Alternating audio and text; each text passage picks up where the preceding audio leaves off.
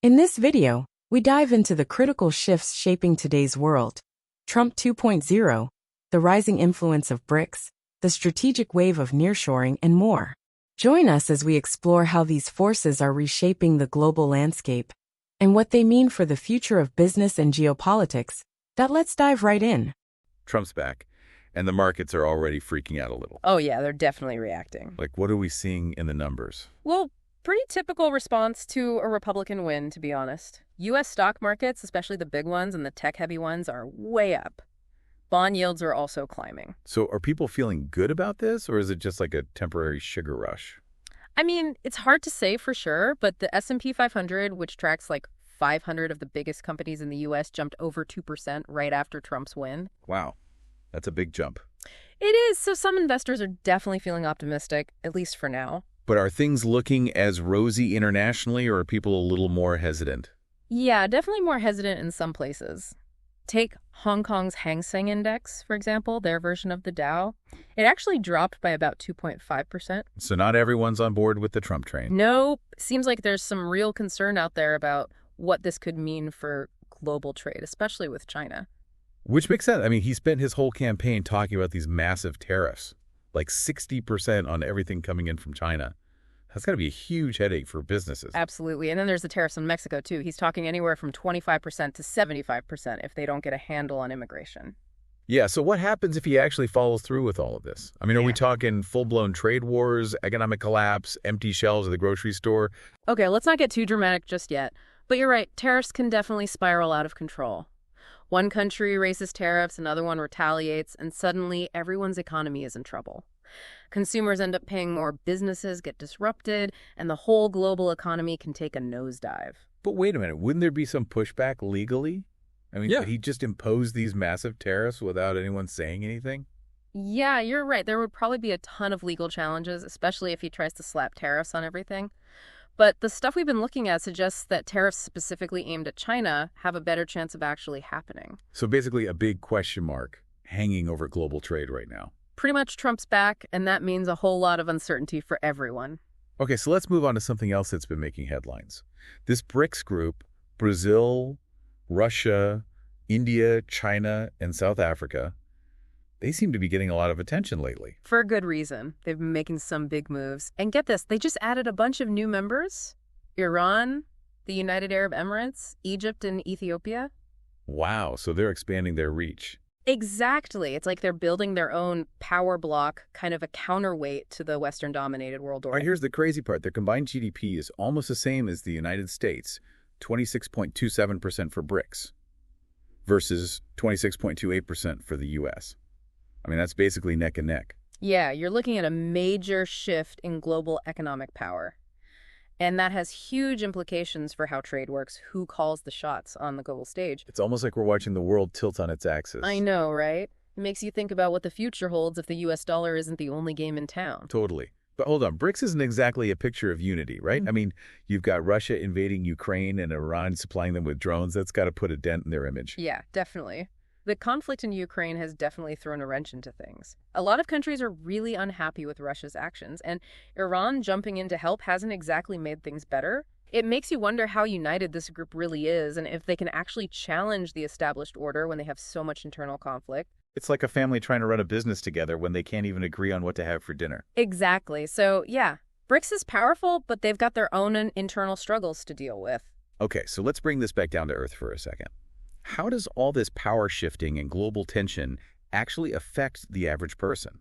Well, think about it. The prices you pay for things, the availability of certain products, the job market, all of that is tied to global trade and the balance of power between countries. So what happens in those big meeting rooms and government offices actually trickles down to our wallets in our daily lives. Exactly. It's all connected. Even something that seems far away, like a conflict in Ukraine, can end up affecting what you see on the shelves at your local store. It's a bit unsettling when you think about it. It is, but it also highlights how important it is to understand these global trends. Because they're not just abstract ideas, they have real-world consequences. Okay, so speaking of real-world consequences, let's talk about this thing called nearshoring. Companies are basically packing up their factories and moving them closer to home. And it seems like a direct response to all this global uncertainty we've been talking about. It is. You've got U.S.-China tensions, the pandemic messing up supply chains, and conflicts popping up everywhere. So companies are realizing that those long, complicated supply chains are a huge risk. So nearshoring is like their way of saying, okay, let's bring things closer to home where we have more control and things are a little more predictable. Exactly. It's all about managing risk in a world that feels increasingly unpredictable. And when you think about it, Mexico seems like the obvious winner in all of this, right? They're right there next door to the U.S. market. You would think so. But there are some things happening down in Mexico that are making companies a little nervous. These reforms they're planning for 2024 seem to be putting state-owned companies first, and that could make things tricky for foreign investors. So even though Mexico has that geographic advantage, these policy changes could make it less appealing for companies looking to nearshore. Exactly. It's kind of a double-edged sword. And then on top of that, there's the potential impact of those U.S. tariffs on the Mexican economy. Right. Mexico does a lot of business with the U.S. So if those tariffs go through, it could really hurt them. For sure. One of the reports even called it a potential economic tsunami. Wow. An economic tsunami. It's a scary thought. It is. So yeah, Mexico's still a major player in the nearshoring game, but companies are definitely keeping their options open and looking at other places in Latin America and beyond. So it's not just about finding the cheapest labor anymore. It's about finding a place that's stable, reliable, and can weather the storms. Exactly. Companies are looking for partners, not just factories. And that's a big shift in how global trade is working. This is getting really interesting. It is. And we're just getting started. Can't wait to see where we go from here. Me neither. But one thing's for sure, this is a conversation that everyone needs to be paying attention to.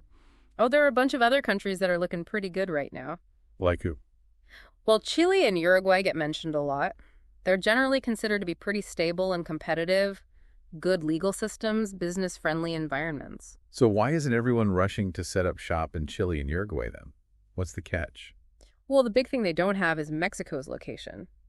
I mean, being right next door to the U.S. is a huge advantage for companies that want to save money on transportation and get their products to market faster. Yeah, that makes sense.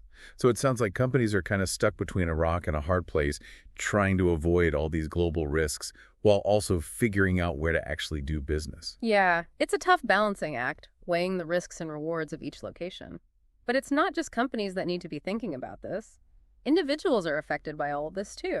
How so? Well, understanding these trends can help you make better decisions about your career, your investments, even what you buy at the store. It's like we're all connected to this global web, and every little tug can be felt around the world. Exactly. It's a complex system, and we're all part of it. You know, when I think about this whole nearshoring thing, it really makes me realize how fragile our global systems are. Like one pandemic on the other side of the world, and everything goes haywire. Yeah, it's a wake-up call for sure. It highlights how important it is to be resilient and adaptable. Nearshoring isn't just about finding cheap labor anymore. It's about creating a safety net, a plan B for when things go wrong. It's like an insurance policy for your supply chain. Exactly. You're hedging your bets just in case a trade war breaks out or a border suddenly closes. And it seems like that's exactly what's happening right now. Companies are scrambling to diversify their suppliers and reduce their reliance on any one source. Exactly. They're spreading the risk, so to speak. Mexico's still in the game, but they're definitely looking at other options too.